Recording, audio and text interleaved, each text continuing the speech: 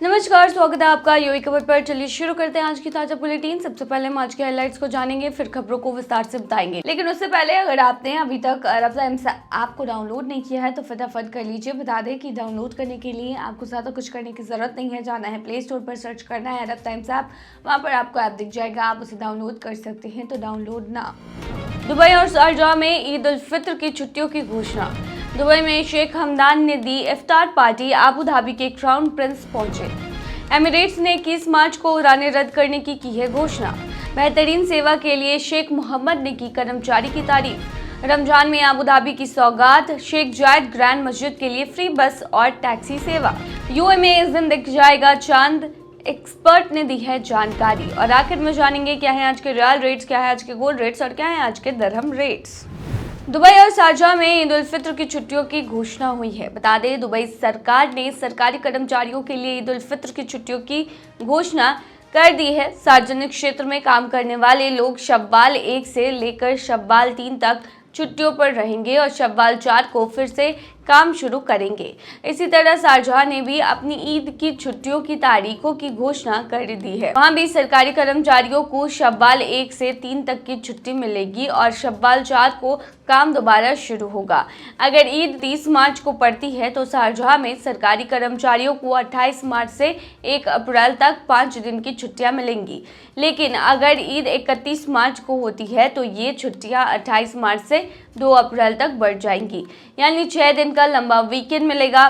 Sharjah के सरकारी कर्मचारी वैसे भी 4 दिवसीय कार्य सप्ताह का पालन करते हैं, जिसमें वे शुक्रवार, शनिवार और रविवार को छुट्टी लेते हैं। यूएई में ईद का फैसला चांद देखने पर निर्भर करता है। 29 मार्च को चांद दिखाई देने की संभावना है, जिससे तय होगा कि रमजान 29 दिन का होगा या फिर 30 दिन का। ईद उल फित्र शव्वाल 1 को मनाई जाती है, जो रमजान के खत्म होने का संकेत देती है। दुबई में शेख हमदान ने दी इफ्तार पार्टी, आबू धाबी के क्राउन प्रिंस पहुंचे। आबू धाबी के क्राउन प्रिंस ने गुरुवार को दुबई के क्राउन प्रिंस शेख हमदान द्वारा दी गई इफ्तार पार्टी में शामिल हुए। नाद अल शेबा में दोनों नेताओं ने यूएई के विकास के बारे में बातचीत की, जिसमें देश की बड़ी उपलब्धियों और नई परियोजनाओं पर चर्चा की, जो यूएई को और आगे बढ़ाने में मदद कर रही है। आबू धाबी के क्राउन प्रिंस शेख खालिद बिन मोहम्मद बिन जायद अल नहयान और दुबई के क्राउन प्रिंस शेख हमदान बिन मोहम्मद बिन राशिद अल मखतूम ने नागरिकों की भलाई और जीवन की गुणवत्ता में सुधार लाने के तरीके पर भी विचार किया, ताकि हर किसी को विकास का फायदा मिले। पाक महीने की भावना में क्राउन प्रिंस ने यूएई के लोगों की खुशहाली, प्रगति और समृद्धि के साथ साथ अरब और इस्लामी देशों के लिए शांति और अच्छाई की दुआ भी की। बैठक के बाद सभी लोग दुबई क्राउन प्रिंस द्वारा आयोजित इफ्तार में शामिल हुए, जो आबू धाबी क्राउन प्रिंस और अन्य शेखों के सम्मान में था।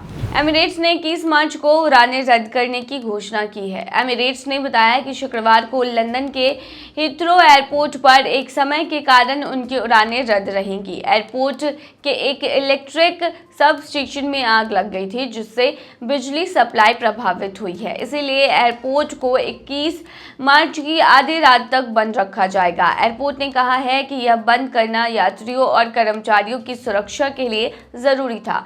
उन्होंने यात्रियों से कहा कि जब तक एयरपोर्ट फिर से न खुल जाए तब तक यात्रा करने से बचे। इसके कारण एमिरेट्स की कुछ उड़ानें जैसे EK 001, 002, EK 029, 030 और EK 031 और 032 रद्द रहेंगी। एमिरेट्स ने एक बयान में कहा है कि लंदन हीथ्रो की रद्द उड़ानों पर जो यात्री बुक है उन्हें फिलहाल यात्रा करने नहीं दिया जाएगा। हम स्थिति पर नजर बनाए रखेंगे और जैसे ही स्थिति बदलेगी हम अपडेट देंगे। हीथ्रो एयरपोर्ट लंदन का सबसे बड़ा अंतर्राष्ट्रीय एयरपोर्ट है, जो ब्रिटेन और यूरोप के प्रमुख हवाई अड्डों में से एक है। ट्रैवल डेटा कंपनी OAG के मुताबिक 2024 में यह दुबई के बाद दुनिया का दूसरा सबसे व्यस्त एयरपोर्ट था। लंदन फायर ब्रिगेड ने कहा कि उसके कर्मचारी पश्चिम लंदन के हेस इलाके में लगी आग पर काबू पाने की कोशिश कर रहे हैं और एहतियात के तौर पर 150 लोगों को निकाला गया है। बेहतरीन सेवा के लिए शेख मोहम्मद ने की कर्मचारी की तारीफ। दुबई हमेशा से अपनी शानदार ग्राहक सेवा के लिए मशहूर रहा है और शहर इसे बनाए रखने के लिए कड़ी मेहनत करता है। जो लोग इस बेहतरीन सेवा में योगदान देते हैं उनकी सराहना भी की जाती है। हाल ही में दुबई के शासक शेख मोहम्मद बिन राशिद अल मखदूम को सरकार की मिस्ट्री शॉपर पहल की एक रिपोर्ट मिली, जिसने उनकी नज़र एक खास कर्मचारी पर डाल दी। शेख मोहम्मद ने एक ट्वीट में दुबई के अल कुशैस में सड़क और परिवहन प्राधिकरण के वाहन निरीक्षण और रजिस्ट्रेशन केंद्र में काम करने वाले यूसुफ मोहम्मद अब्दुल्ला की जमकर तारीफ की। उन्होंने यूसुफ को मेहनती, खुशमिजाज और लोगों की सेवा में तत्पर बताया। उन्होंने ये भी नोट किया है कि यूसुफ के व्यवहार और सेवा से खुश ग्राहक उनकी खूब सराहना कर रहे हैं। ट्वीट के साथ यूसुफ की कुछ तस्वीरें भी थी जिसमें वह ग्राहकों की मदद करते और उन्हें सलाह देते नजर आ रहे थे। यूएई में मिस्ट्री शॉपर पहल उन क्षेत्रों को भी उजागर करती है जहां सुधार की जरूरत है। दिसंबर 2024 में शेख मोहम्मद ने उन 3 प्रबंधकों को फटकार लगाई थी जिन्होंने अपने सरकारी कार्यालयों में लोगों की एंट्री बंद कर दी थी, जो कि अमीरात की ओपन डोर नीति के खिलाफ था। शेख मोहम्मद नियमित रूप से मिस्ट्री शॉपर्स की रिपोर्ट शेयर करते हैं, जिससे पता चलता है कि सरकार अपनी सेवाओं को बेहतर बनाने के लिए कितनी गंभीर है। रमजान में अबू धाबी की सौगात, शेख जायद ग्रैंड मस्जिद के लिए फ्री बस और टैक्सी सेवा। रमजान के आखिरी दिनों में अबू धाबी मोबिलिटी ने नमाजियों के लिए खास सुविधा प्रदान की है। शेख जायद ग्रैंड मस्जिद जाने वालों के लिए अब फ्री बस सेवा शुरू की गई है। अल रमदान बस इंटरचेंज से ग्रैंड मस्जिद तक 10 मुफ्त बसें चलाई जाएंगी, जो पूरे रमजान के दौरान विशेष रूप से अंतिम 10 दिनों की तरावी और देर रात की नमाज के लिए उपलब्ध रहेगी। यातायात को सुचारू बनाए रखने के लिए सड़क पर डिजिटल कैमरे लगाए गए हैं ताकि भीड़ को नियंत्रित किया जा सके। वहीं मोबाइल साइन बोर्ड और इलेक्ट्रॉनिक संदेश संकेत के जरिए रास्तों की जानकारी दी जाएगी। ट्रैफिक अधिकारियों की तैनाती की गई है ताकि किसी भी समस्या को तुरंत हल किया जा सके। साथ ही सड़क सेवा, गश्ती और टोइंग सेवाएं भी सक्रिय रहेंगी ताकि किसी भी रुकावट को शीघ्र हटाया जा सके। इसके अलावा रमजान के दौरान हर दिन 100 टैक्सियों ग्रैंड मस्जिद के लिए उपलब्ध रहेंगी और अंतिम 10 दिनों में उनकी संख्या और बढ़ा दी जाएगी, जिससे आने जाने की सुविधा और सुगम हो जाएगी। ये पहल नमाजियों की यात्रा को आसान और सुरक्षित बनाने के उद्देश्य से की गई है। यूएई में इस दिन दिखाई देगा ईद उल फित्र का चांद। एक्सपर्ट ने दी है जानकारी। ईद उल फित्र के चांद को लेकर सबकी नजरें आसमान पर टिकी हैं। संभावना है कि 29 मार्च 2025 को चांद नजर आए, लेकिन यूएई के खगोलविदों का कहना है कि इसे देख पाना मुश्किल हो सकता है। अगर 29 मार्च को चांद दिख जाएगा तो ईद 30 मार्च को होगी, लेकिन अगर चांद नजर नहीं आया तो रमजान 30 दिन का होगा और ईद 31 मार्च को मनाई जाएगी। खगोल विज्ञान केंद्र के मुताबिक दुनिया के पूर्वी हिस्सों में चांद देखना लगभग नामुमकिन होगा। अरब और इस्लामी देशों में भी इसे नंगी आंखों, दूरबीन या किसी भी तकनीक से देख पाना मुश्किल रहेगा। दुबई एस्ट्रोनॉमी ग्रुप की गणना बताती है कि रमजान 30 दिन का रहेगा और 30 मार्च की शाम को ईद का चांद नजर आएगा, यानी ईद उल फित्र 31 मार्च से मनाई जाएगी। चलिए बताते हैं क्या है आज के रियाल रेट्स, क्या है आज के गोल्ड रेट्स और क्या है आज के दिरहम रेट। शुरू करेंगे रियाल रेट से। आज एक सऊदी रियाल में 22.94 रुपया है, जो कि पिछले दिन 23.02 रुपया था। वहीं आज एक सऊदी रियाल में 36.79 नेपाली रुपीस है, जो कि पिछले दिन 36.82 नेपाली रुपीस थे।